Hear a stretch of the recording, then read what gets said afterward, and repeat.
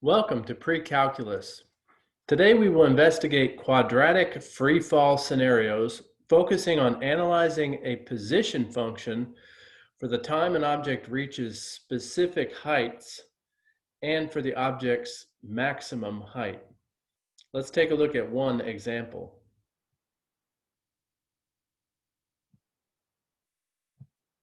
So our example here is about a baseball player throwing a baseball upward at a speed of 111 feet per second.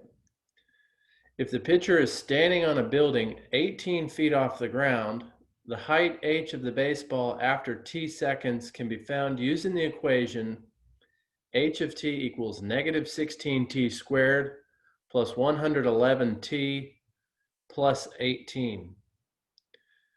So we got to notice some stuff from the words, how it's showing up in the equation. The first thing that I notice is that the speed of the baseball is 111 feet per second. So that's very fast. And again, we need to imagine the motion of this baseball is going directly up into the air.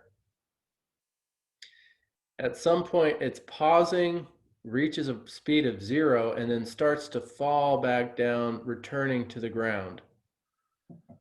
And what this function allows us to investigate is where is the baseball, what height is the baseball at during different time intervals.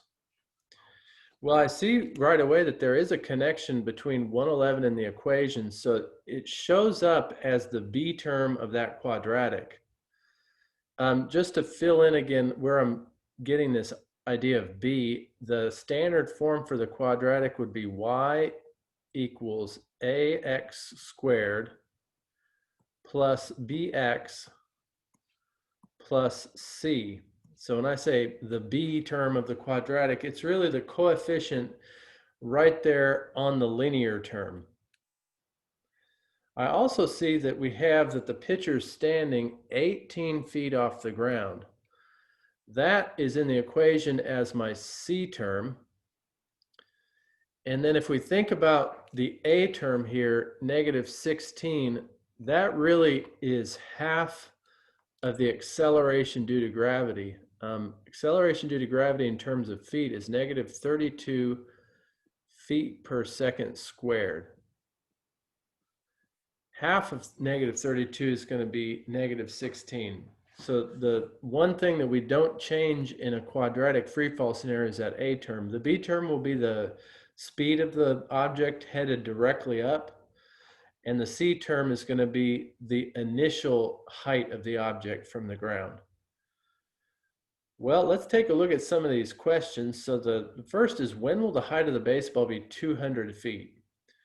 So note that the initial equation is solved for height. So I'm going to substitute h of t with 200 to begin. So I'm going to say that this equation's 200 equals negative 16t squared plus 111t plus 18. Now I want to solve that equation. I need to keep in mind that I may get two answers, just to think about the path that a baseball would travel as you throw it up into the air. It may go up and reach the height of 200 feet and keep going.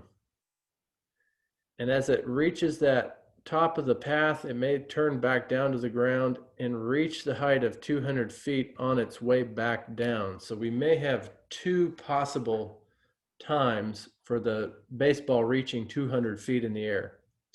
Let's see if we can find those. So I'm going to subtract 200. Remember, when you're solving a quadratic, you want to make one side equal to 0. So I'm going to subtract 200 both sides. And what we get is this quadratic equation, negative 16t squared plus 111t. 18 minus 200 is negative 182. And that now equals 0. So what I want to do is I want to use an algebraic strategy to come up with these two times where the ball would reach 200 on its ascent and then 200 on its descent. So the traditional algebraic strategy is to identify what's my A, my B, and my C. So I'm going to underline them here, and then we'll write it below. So my A is negative 16. My B is 111. And my C is negative 182. So what I want to do is I want to plug those three values into the quadratic formula. Let me record the quadratic formula. Recall from Algebra 1, that's x equals, in this case, t equals, the big fraction, negative b plus or minus the square root of b squared minus 4ac all over 2a. So you can see why, just given the quadratic formula, why do I want to pull the a, b, and the c from the equation? It's so I can substitute them here. So I want to write this now for our specific question. So it's negative. I always put parentheses around the b. So I'm going to substitute in our b value, which is 111, plus or minus. So recall from Algebra 1, Algebra 2, that those really are two separate operations. We'll do both of them, and that's how we'll get two answers. One time we'll add, one time we'll subtract. Over b squared, so 111 squared, minus 4 times a. So note, guys, the 4 is always there. Minus 4 is part of the equation. My a is negative 16. And then the c is 182. So I need to extend that square root. That part under the square root was a lot longer when we put in the actual value. So square root of all of that. And then over 2 times my a term again is negative 16. So that's the setup from the quadratic formula. Again, I'm just using the a, the b, and the c from the equation that we wrote by plugging in 200 for the feet. Now, to calculate that, what I want to do is take this over to Desmos and allow it to do the heavy lifting for the calculation. So let's head over to Desmos.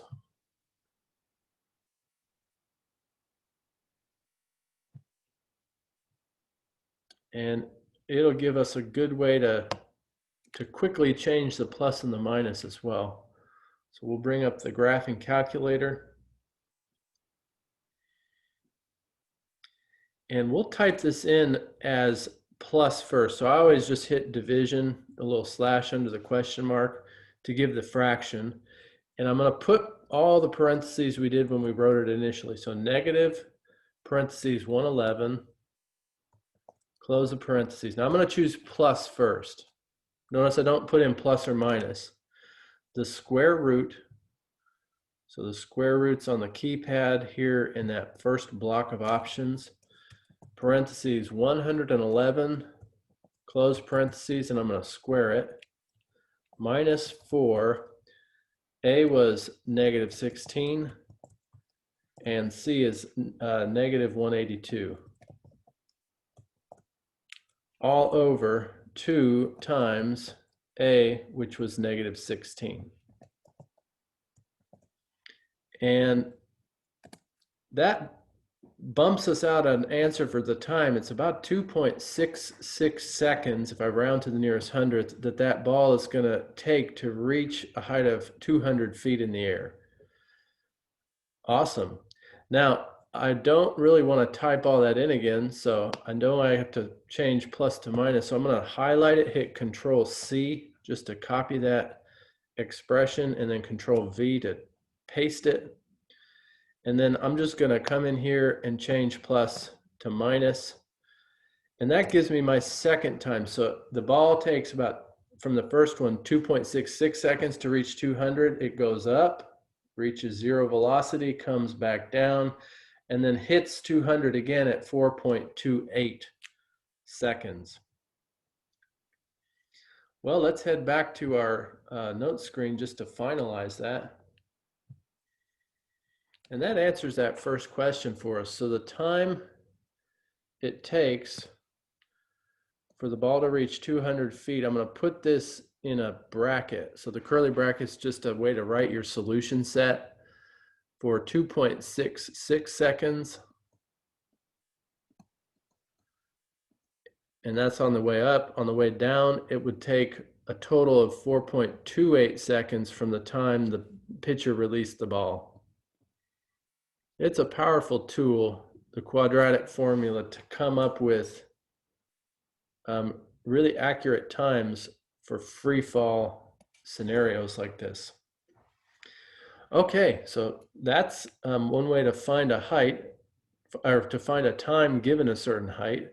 Let's take a look at finding a height. So here is, what is the maximum height of the baseball?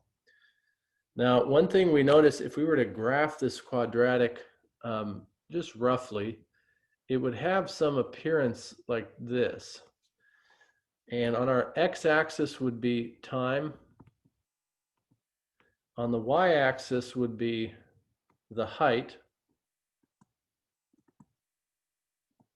And so when we think about on the graph of the function, where would we find the maximum height for this function? So again, we're looking at h of t equals negative 16t squared plus 111t plus 18. So we're going back to that original one. Well, the maximum height would go according to how tall this quadratic reaches. And really, the maximum height is going to be the y value, or in this case, the height value of the vertex of that parabola. So what we really want to find is what's the coordinates for the vertex for this parabola. Well, recall, to get the x value of the vertex, which in our case is the t value, we want to solve this small equation, negative b over 2a. So at this point, we kind of know where those a and b are coming from. So the a is the negative 16t squared, the b is the 111.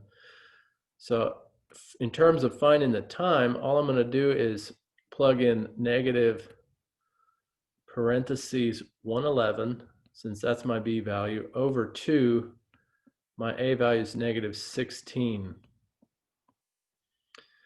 And that's the time it takes for the ball to reach the maximum height. Now the question here is, what is the maximum height? So what I want to calculate really is, when I plug this t in for t in the equation, what's the number that I get back? Well, let's see what this value is for that fraction. See if that's an easy decimal or if we need to do some other stuff. So let's do our work over on Desmos. Let's write how we're going to input that first, though.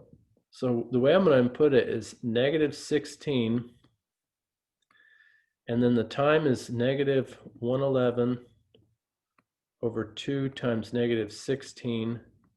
So I'm just substituting that time in for t, and then squared, plus 111 times that same expression, negative 111 over 2 times negative 16. This one's not squared, this is just time, plus 18. So that's really what I want to calculate.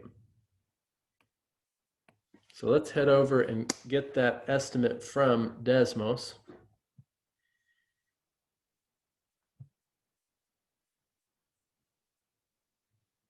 And I'm going to clear out the quadratic expressions that we had used to calculate the time for 200 feet. So let's input what we had just seen. So I've got the original function. It's negative 16 times, get our fraction, negative 111 over 2 times negative 16. And that's squared, plus 111 times that same fraction. So I'll make the fraction by hitting the divide key, negative 111 over 2 times negative 16. And then plus 18. Remember, the baseball player was 18 feet above the ground.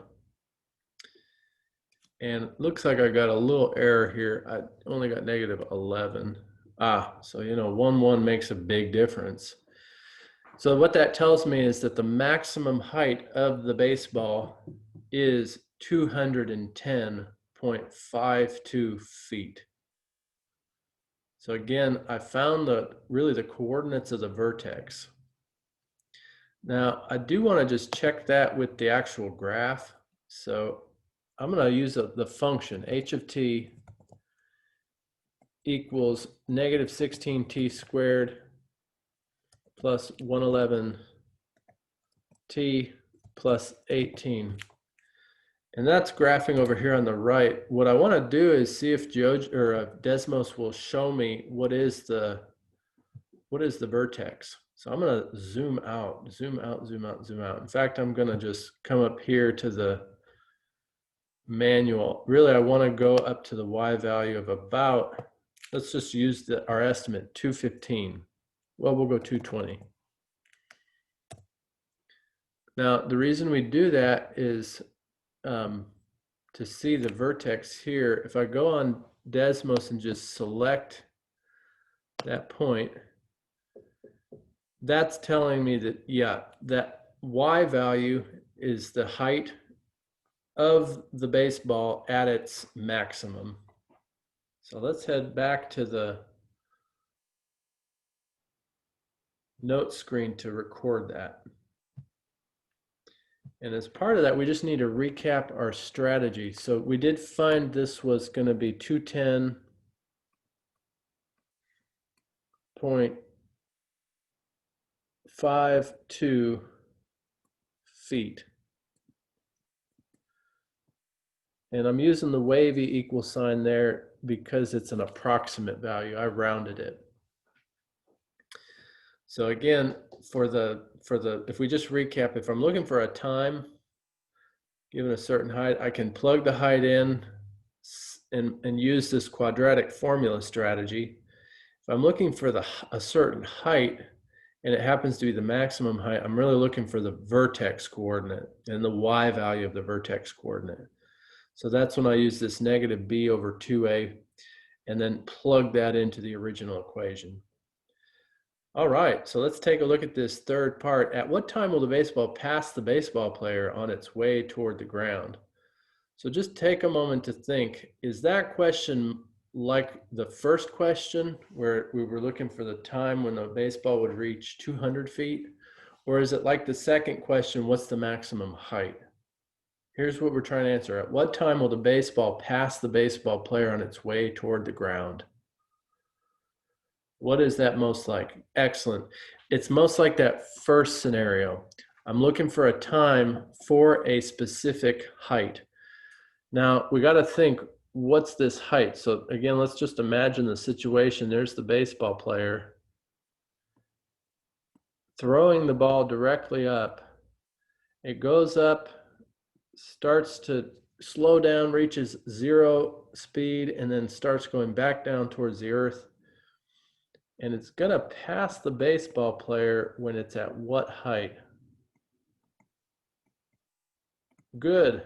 So it's going to pass and go down to the ground, but it's going to pass the baseball player at 18 feet above the ground. So what we're looking to calculate is when the height is 18, what's the time for this function? So it's again negative 16t squared plus 111t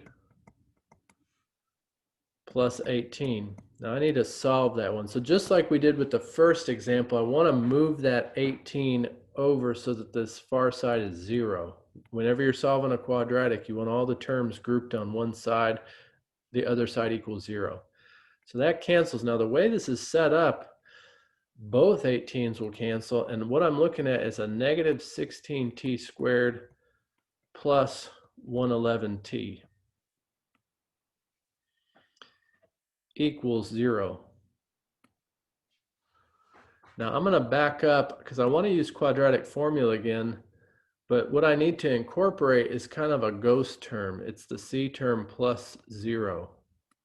And then I can re-record that equals 0 for the far side. Now the reason I put that ghost term there is because I want a placeholder for the C value.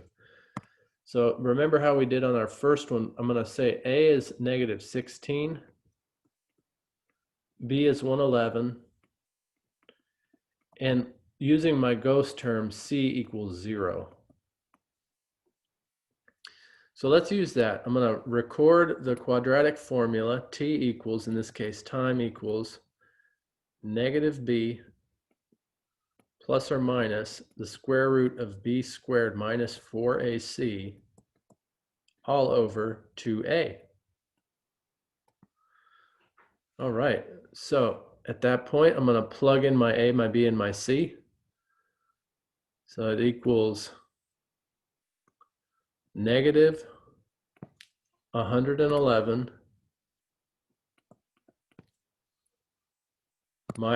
plus or minus. So I'm going to choose the one that gives me a positive time. Let's see what works. I'll put both of them there to begin. So B squared again is 111 squared minus 4 times the A, which is negative 16, times the C, which is 0 in this case,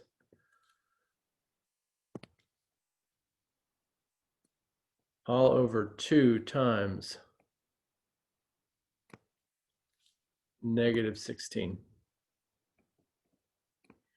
Now, one thing I'm noticing here with this equation, just to kind of reduce my work, is that this negative 4 times negative 16 times 0 is going to all cancel.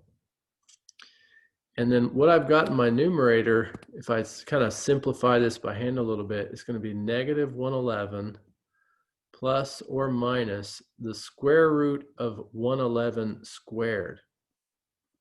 Notice I'm dropping out that 0 product over, if I multiply 2 times negative 16, that's negative 32. And then the square root of the 111 squared, those square root and square cancel. So what this reduces down to, and really we could probably do most of the work here by hand, is negative 111 plus or minus 111. That's all that comes out of that, over negative 32. So when I think about should I choose plus or minus, I want to choose the one that doesn't give me a 0 in the numerator. So I'm going to branch it off just to consider both options. So it could be negative 111 plus 111 over negative 32. Or it could be negative 111 minus 111 over negative 32. So let me give you a moment to decide which of those two fractions, this upper one where I use plus, or this lower one where I use minus, which will give me a 0 in the numerator. I need to throw that one out. Which one will give me a number in the numerator other than 0? That's the one I want to calculate. I'll give you a moment to decide. Excellent. Yes, I want to use this lower one because this upper one's going to be 0, because negative 111 plus 111 is 0 over negative 32, which equals 0. And what that's telling me is the time at the beginning of the throw. Remember that the baseball player was here on top of a building at 18 feet. That initial 0 is about that starting height. That's not what I want. I want the return of the baseball back toward the ground. So let's go calculate that. Second one, negative 111 minus 111 over negative 32. So I'm going to put that division, so negative 111 minus 111 over negative 32. And that's looking good. That's estimated about 6.94 seconds. In fact, that's almost, I think that's exact, 6.9375 seconds. And that one we can choose because that is about right for how long it should take the baseball to go up from 18 feet, down from 18 feet. On the return flight, it's at about almost 7 seconds. So let's put our response here, 6.9375 seconds.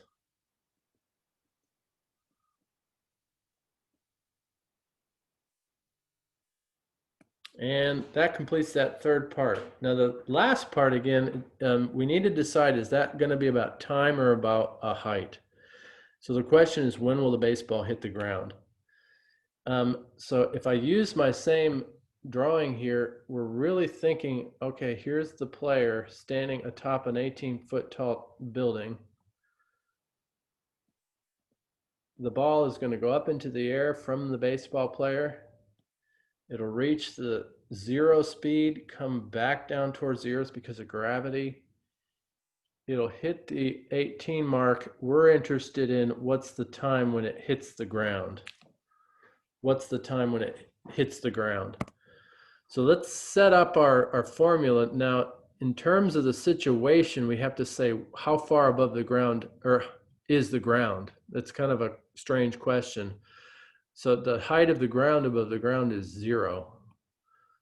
And that's equaling to our initial equation, negative 16t squared plus 111t plus 18. And that one, I want to again now solve using the quadratic formula.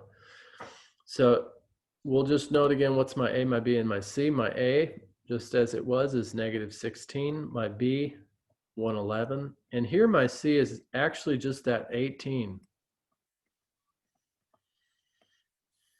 So like we've done, we'll substitute that into the quadratic formula. So negative, or time equals negative 111 plus or minus the square root of 111 squared minus 4 times A is negative 16, my B is 111, all over 2 times negative 16. Most of the work with this equation is just setting it up with the substituted values, because we really do all the calculation on Desmos or a calculator of some sort. So I'm going to take that over, and last time to Desmos. I'm going to clear out this function. And let's put in our quadratic formula. So it is over a fraction. And I'll type it in with all the parentheses like we noted. So parentheses 111. We'll do plus first. Again, we're looking for a positive time. Negative time doesn't mean much to us. Square root, parentheses 111, close parentheses squared, minus 4 times A is negative 16, times C was positive 18 feet above the ground, over 2 times negative 16. And again, that value, negative 16, it's half of the acceleration due to gravity. So if I use plus, that comes out as negative 0.16. So I don't want negative time. Really what that's referring to, if I look on my graph, is this moment before the whole situation started. And it doesn't mean much in terms of the scenario. So I'm going to switch plus out with minus. And that change makes all the difference. It's now saying that it's about 7.10 seconds. Notice that's a little more than what we saw using the